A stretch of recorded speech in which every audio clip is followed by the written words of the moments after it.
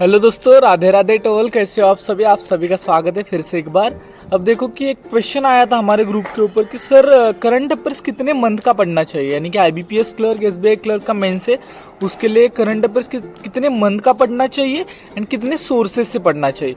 अब देखो आपने पहले से अगर प्रिपरेशन किया है तो 3 मंथ, 4 मंथ, 5 मंथ, 6 मंथ, ऐसे आप पीछे पीछे जा सकते हो। 6 मंथ इनफ है, 7 मंथ, 8 मंथ किया तो बहुत अच्छा है, लेकिन 4-5 मंथ का तो कम से कम आपको पढ़ना ही चाहिए। अब ये आपके ऊपर डिपेंड है कि आपने पहले कितना पढ़ा है, कितना नहीं पढ़ा है, उसके ऊपर। अगर आपने पहले अच्छे से पढ़ा है तो आपका 5, 6, 7 मंथ तक जाएगा। अगर नहीं पढ़ा है तो 4-5 मंथ भी आपने अच्छे से किया तो भी बहुत है। उसके बाद सेकंड क्वेश्चन ये कि सर करंट अफेयर्स कितने सोर्सेज से करना चाहिए। अब देखो इसका आंसर ये है कि आपको करंट अफेयर्स पहले एक सोर्स से करना चाहिए, एक सोर्स से पहले अच्छे से करना चाहिए, उसका रिवीजन अच्छे से करना चाहिए, उसके बाद आपको दूसरे सोर्स के ऊपर शिफ्ट होना चाहिए।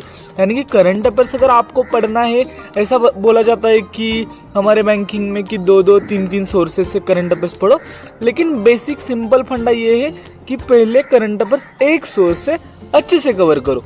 एक सोर्स से अगर अच्छे से कवर हुआ तो वही सोर्स फिर से एक बार रिवाइज करो। अगर रिवीजन अच्छे से हो गया तो उसके बाद दूसरे सोर्स के ऊपर शिफ्ट हो जाओ। यानी कि सिंपल क्या, पहले एक सोर्स अच्छे से कवर करना है विद रिवीजन, एंड उसके बाद आपको लगा तो दूसरा, लगा तो तीसरा, आप शिफ्ट हो सकते हो। आई होप कि आपको समझ में आ गया है। Thank you so much for watching.